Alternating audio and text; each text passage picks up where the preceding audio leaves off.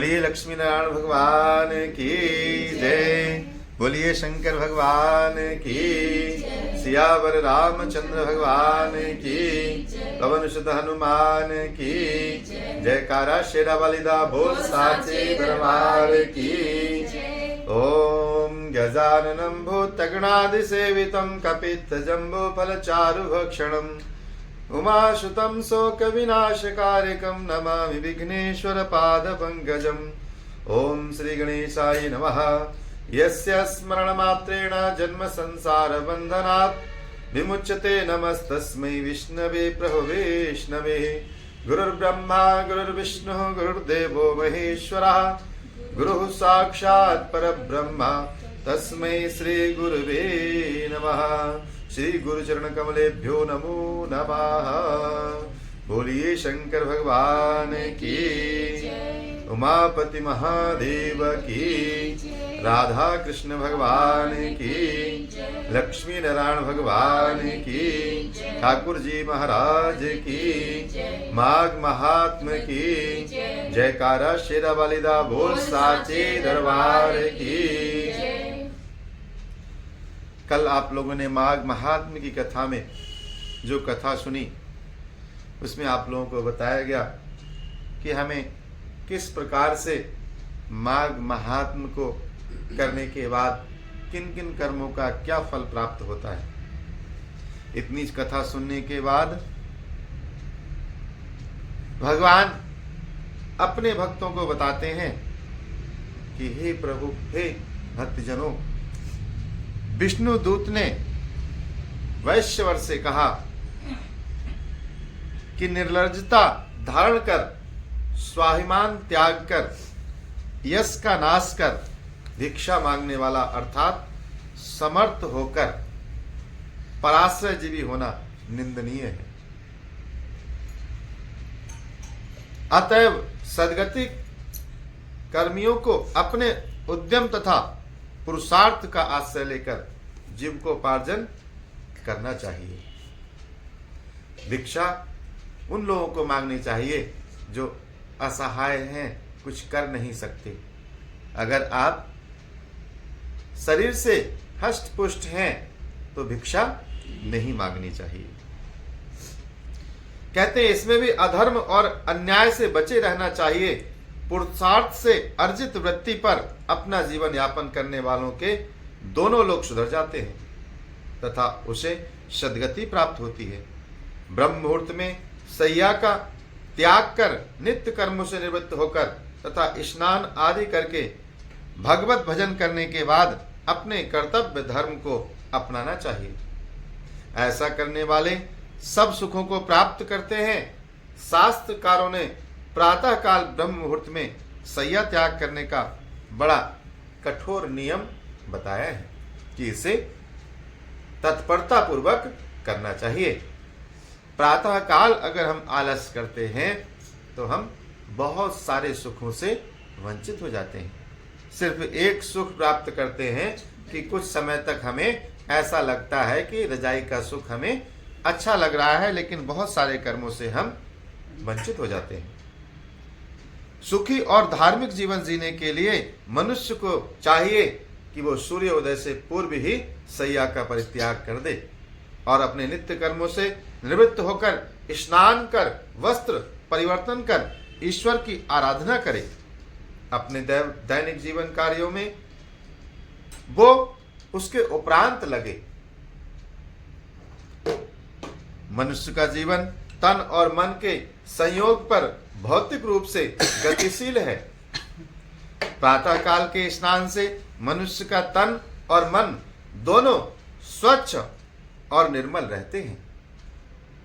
जो मनुष्य बिना स्नान किए, बिना अच्छी तरह से मुंह हाथ धोए, ईश्वर का ध्यान किए बिना खाने पीने में लग जाते हैं, क्रिया भ्रष्ट जीवन जीते हैं, वे आसुरी जीवन जीते हैं। मनुष्य में और पशुओं में कोई अंतर नहीं रहता। ऐसे व्यक्ति नाना व्याधियों के शिकार होकर संसार में दुखी रहते हैं और मृत्यु के बाद भी वे नरक का दुख भोगते हैं। अतएव प्रत्येक स्वस्थ मनुष्य को अनिवार्य रूप से स्नान अवश्य करना चाहिए। स्वच्छ निर्मल जल ईश्वर का स्वरूप माना गया है। जल में भगवान का वास होता है।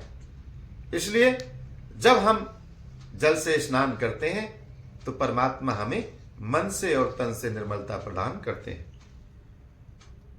मनुष्य को तन और मन की निर्मलता अनायास स्नान करने के बाद प्राप्त हो जाती है। हे वैश्वर, जो मनुष्य माघ स्नान कर स्वर्ण वस्त्र मिष्ठान्न तिल गुड़ इत्यादि दान करते हैं, वे समस्त सांसारिक सुख भोग कर शरीर त्याग के पश्चात भगवान के श्री धाम को प्राप्त होते हैं। किंतु ऐसे व्यक्ति जो माघ स्नान के पश्चात कोई दान नहीं करते, उन्हें उसका पूर्ण फल नहीं प्राप्त होता। इसलिए स्नान के उपरांत कुछ ना कुछ दान अवश्य करना चाहिए। कहते हैं उनका पुनर्जन्म किसी दुखी दरिद्र परिवार में होता है जो लोग स्नान के उपरांत दान नहीं करते। उन्हें सारी सुविधाएं तो मिलती हैं, लेकिन उनके पास कुछ ना कुछ किसी चीज का अभाव ऐसा होता है कि जो सब कुछ होते हुए उन्हें अभाव महसूस कराता है। अतएव माघ स्नान करने वाले मनुष्यों को चाहिए कि स्नान के पश्चात दान अवश्य करें। इस प्रकार से हे वैश्वर, जो मनुष्य धर्म में आस्था रखते हुए सत्य वचन बोलते हैं, मृदु वचन बोलते हैं, क्षमा दया अहिंसा का पालन करते हैं, क्रोध से दूर रहते हैं, गुरुजनों का आदर करते हैं, ऐसे व्यक्ति सदा सुखी रहते हैं। इसलिए माघ महात्म का जो लोग पालन कर रहे हैं, उन्हें सत्य बोलना चाहिए, क्रोध नहीं करना चाहिए, दूसरे की निंदा नहीं करनी चाहिए। इस प्रकार जो इनके विपरीत पाप युक्त आचरण करते हैं, वे सदा दुखी रहते हैं। हिंसा चोरी परस्त्री गमन करने वाले सदा नरक को जाते हैं। इसी प्रकार मनुष्य को तीर्थों के पाप से भी बचना चाहिए। तीर्थ स्नान पर किए गए पाप कई गुने भयानक फलदायी होते हैं। इनसे घोर नरक की प्राप्ति होती है। प्रातः काल के स्नान में गंगा जी का स्मरण अवश्य करना चाहिए। आप लोग स्नान करते हैं तो स्नान का पहला जो आप मग डालें अपने शरीर पे, आप हर हर गंगे हर हर गंगे हर हर गंगे, गंगा जी को आप अपने बाल्टी के जल में आवाहित कर लीजिए। तो गंगा जी का स्मरण करते हुए स्नान करना चाहिए। इसी प्रकार परस्त्री गमन के पाप से भी बचना चाहिए। दूसरों की माताओं बहनों को भी अपनी माता बहनों के समान समझना चाहिए। हे वैश्वर, जो मनुष्य संसार के सभी स्त्रियों के प्रति माता भगिनी तथा पुत्री भाव रखते हैं, वे यम यातना से मुक्त रहते हैं। इसी प्रकार माता पिता तथा गुरुजनों की सेवा करने वाले भी दोनों लोकों में सुख प्राप्त करते हैं। इसी प्रकार से जो स्त्रियां अपने शील धर्म का पालन करती हैं, वे भी दोनों लोकों में सुख प्राप्त करती हैं। स्त्री को चाहिए कि वह पर पुरुष को पिता अथवा भाई की दृष्टि से देखे, सास ससुर पति एवं अन्य परिवारजनों की सेवा करे, सदाचार मर्यादा इत्यादि का पालन करे। ऐसी स्त्री दोनों लोगों का सुख निश्चित रूप से प्राप्त करती है। इसी प्रकार जो ज्ञानी मनुष्य दूसरों के अज्ञान का नाश करते हैं, उन्हें धर्म ज्ञान देकर अज्ञान सन्मार्ग पर लाते हैं, ऐसे महापुरुषों के लिए कहा गया है, वे अपने इन सत्कर्मों से देवताओं द्वारा पूजित होते हैं। इस प्रकार आदर्श महापुरुषों महात्माओं इत्यादि की जो विशेषताएं बताई गई हैं, इस प्रकार के आदर्श जीवन धारी व्यक्तियों के सुख दुख समस्त भगवान उनके सुविधा के अनुसार उन्हें प्रदान करते हैं तथा उनके जीवन के सारे कष्ट दूर करते हैं और आनंदमय जीवन प्रदान करते हैं।